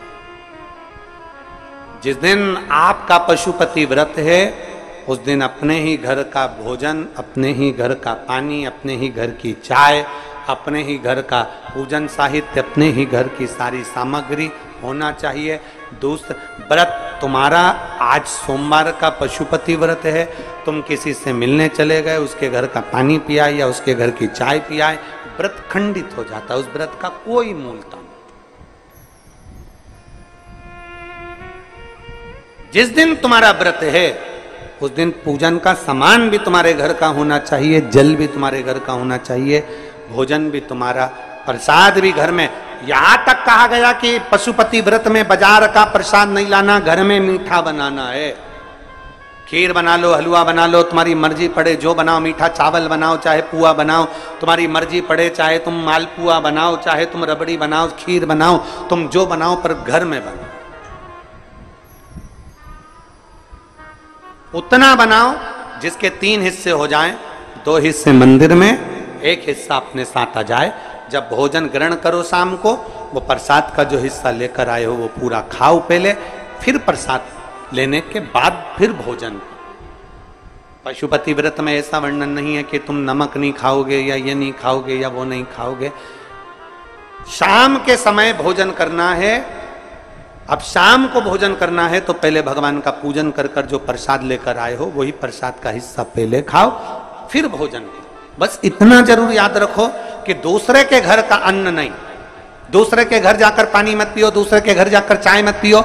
जिस दिन सोमवार का तुम्हारा पशुपति व्रत है उस दिन अपने घर में रहकर भगवान की भक्ति कर कर भाव से पूजन करो।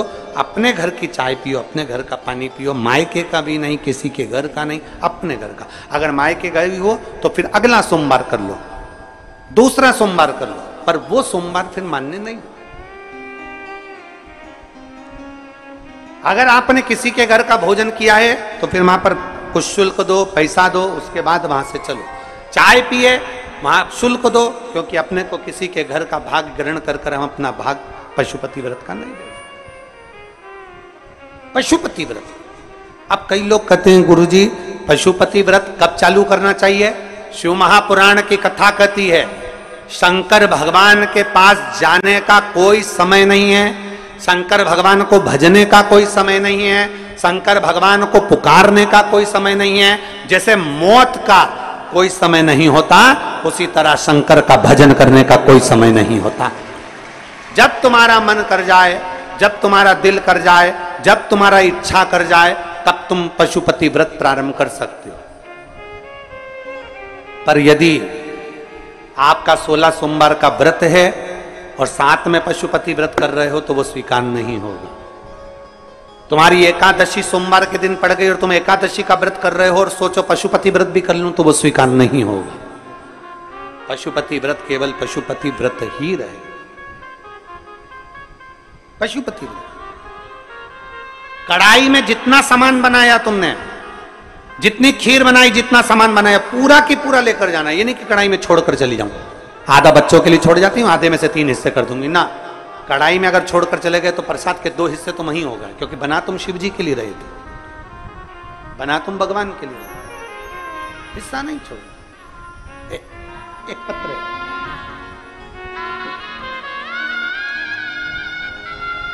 आशा देवी, सतीश कुमार देहरादून उत्तराखंड से आए हैं। कहीं बैठी हो तो हाथ हिला सकती हैं। आशा देवी, सतीश कुमार देहरादून उत्तराखंड से हम 2 बहनें आई। कहीं बैठी हैं? आप ही हैं, हाथ हिला दो। श्री शिवाय नमस्तुभ्यं। आ जाओ, बेलपत्र लेकर चले जाओ। उत्तराखंड देहरादून से आए हैं कुबेरेश्वर धाम बाबा से मिलने के लिए आए और अपने मायके आए। मायका आप सभी का है। हर हर महादेव।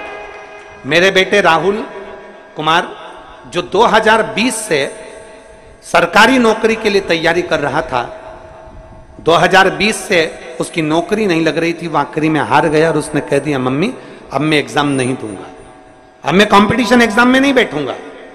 तब मैंने अपने बेटे से कहा कि क्यों हिम्मत हारता है, थोड़ी मेहनत और ज्यादा कर और बाबा पर भरोसा रख।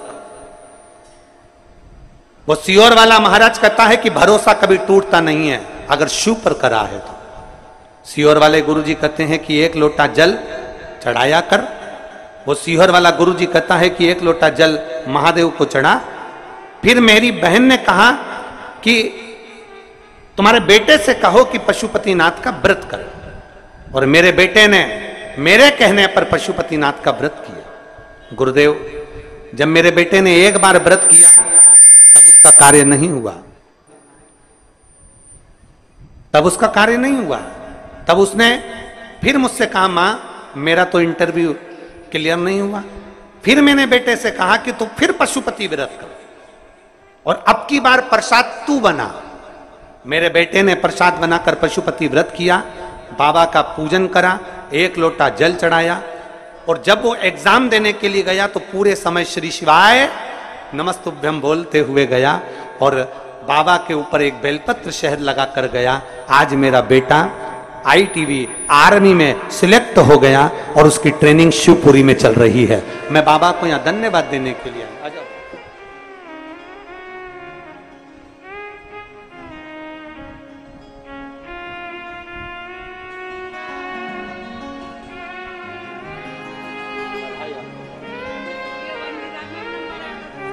वो कह रही हैं कि 2 सरकारी नौकरी आ गई थी उसकी, एक वन विभाग में भी आ गई और एक उसमें भी आ गई। ये शिव की कृपा है। उसने 2 पशुपति व्रत कर।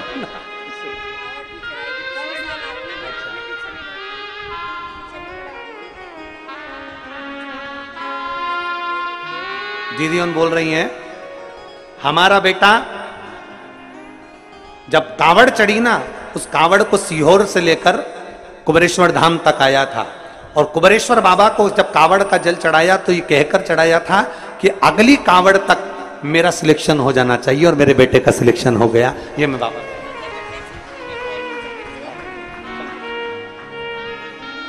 शिव तत्व के,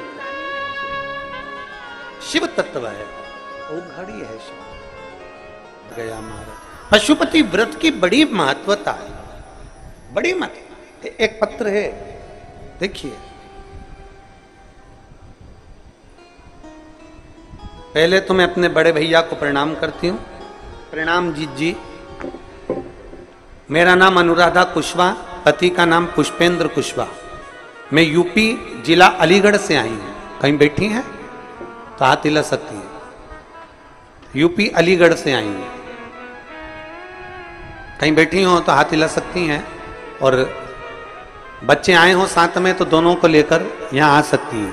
दोनों बच्चों को लेकर आ जाओ, लिया आ जाइए। गुरुदेव, मेरी शादी को 10 साल हो चुके थे। मेरी 2 बेटियां थी, उसके बाद में गर्भ नहीं ठहरा था और मुझे यहां पुत्र नहीं था।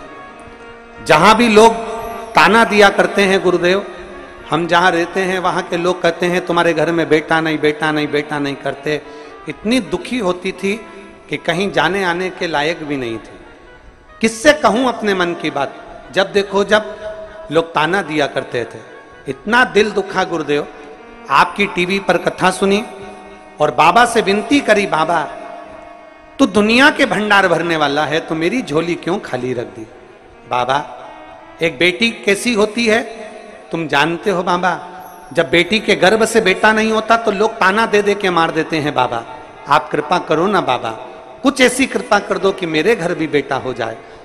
10 साल के बाद बाबा ने मेरी फिर सुनी और बाबा का सफेद आंकड़े की जड़ का मैंने प्रयोग करा।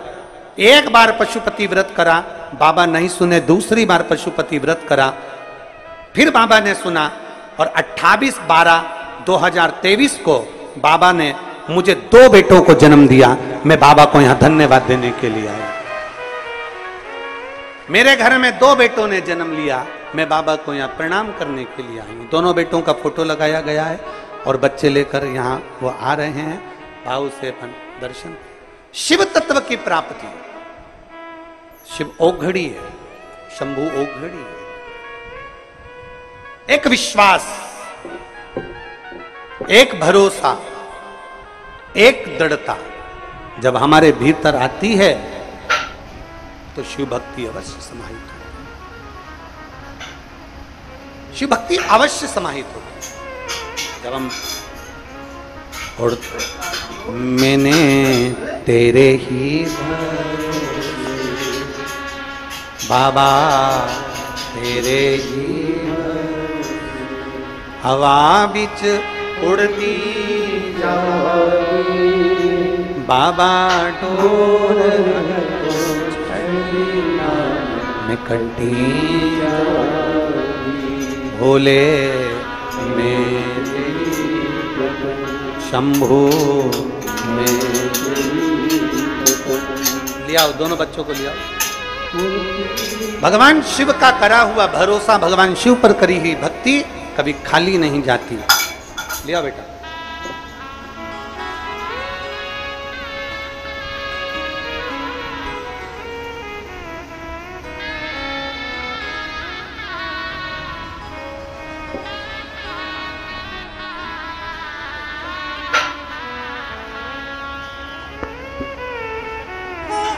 जोरदार ताली बजाएं। शंभू शंभू